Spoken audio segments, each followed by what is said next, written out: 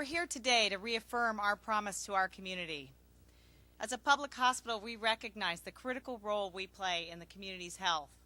And we're proud to be among the first hospitals in the nation to pledge our commitment to the Partnership for Patients. I want to express my gratitude because the fact that we're here today is a testimony to how the Regional Medical Center has continued to ride out on the point of making progress in the delivery of high-quality care and constantly seeking ways to improve that care. All of this is to make sure that when people do find themselves in need of health care, that they will get top-quality care, they'll get safe care, and they'll be better off than when they encountered the system. Our cancer center, what's really we've been experiencing over the last couple of years here is really a surge in demand.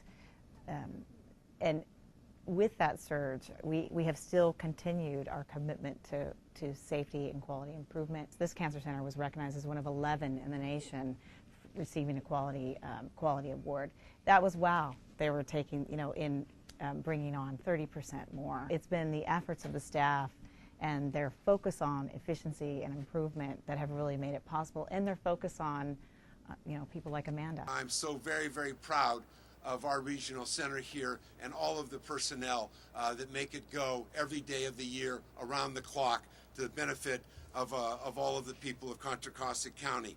And it's just a continuation of this regional center being in the vanguard, being in the leadership, taking the risk to improve care, to explore ways to drive down the cost of that care. We come together to celebrate partnerships. It's together that we have efficiently, effectively, and continue to implement the Affordable Care Act. We cannot be successful in the implementation of health care reform without making sure that we're working at the state, regional, local level with the community to make sure your ideas, your thoughts are how we implement this law.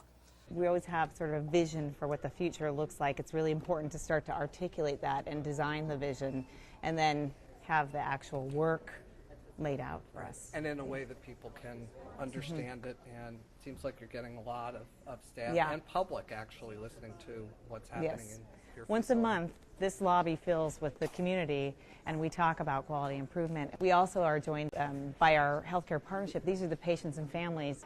The patients and families actually work on the improvement teams and help in design decisions. They now have become an integral part of our change management system. You're beginning to transform the way that health care is delivered. You're saving lives, you're putting patients first, you're increasing the quality of health care, and you're containing costs so that people can afford health care. This is a remarkable community.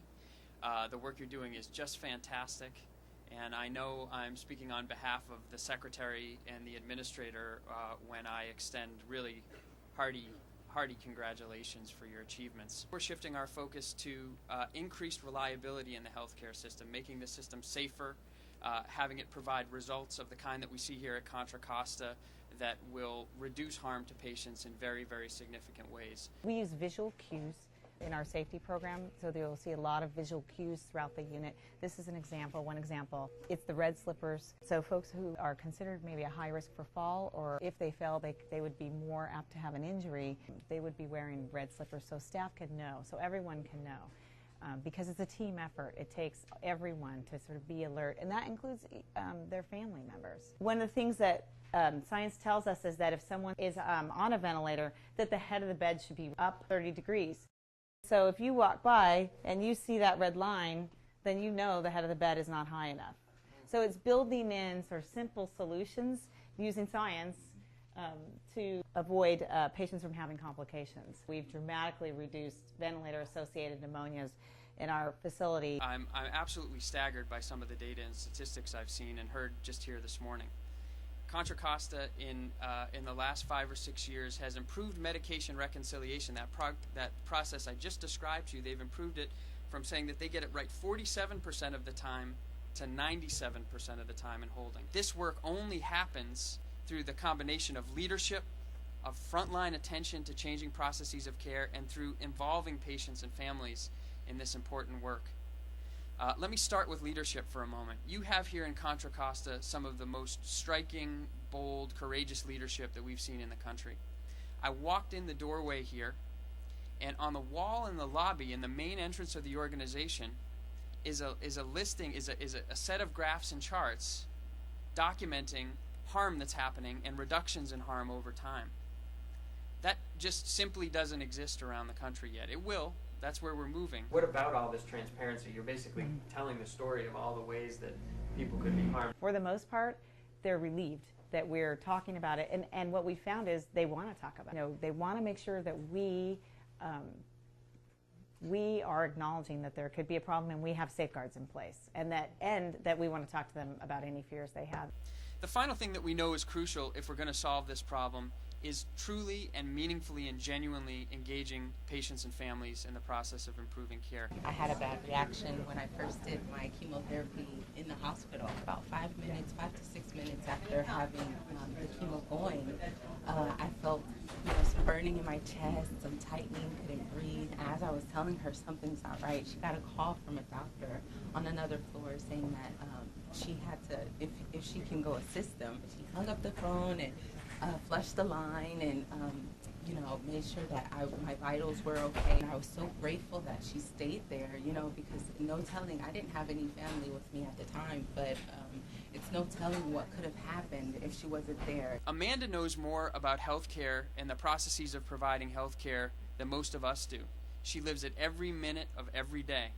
And so if we don't tap into her experience and her knowledge, if we don't understand how we can redesign care based upon her contribution, we're making a very, very serious mistake. I just want everybody to know that this hospital is actually involved in the partnership with John Q. Public. The roots of this hospital in our community are so deep. I mean, they're generational. They go on multi-generational. I mean, the ownership of this hospital by the community is just personified all of the time, either in its use or people asking questions about it or participating and supporting it. It's really quite a remarkable homegrown story here. And now there's a great deal of pride. I mean, they've just seen what is much in terms of national recognition. You all ought to feel very, very proud of what's happening here. You should know that the rest of the country is watching, that we're telling your story, and we're looking forward to working with you here in the years and months to come to make significant progress. So thank you, thank you, thank you.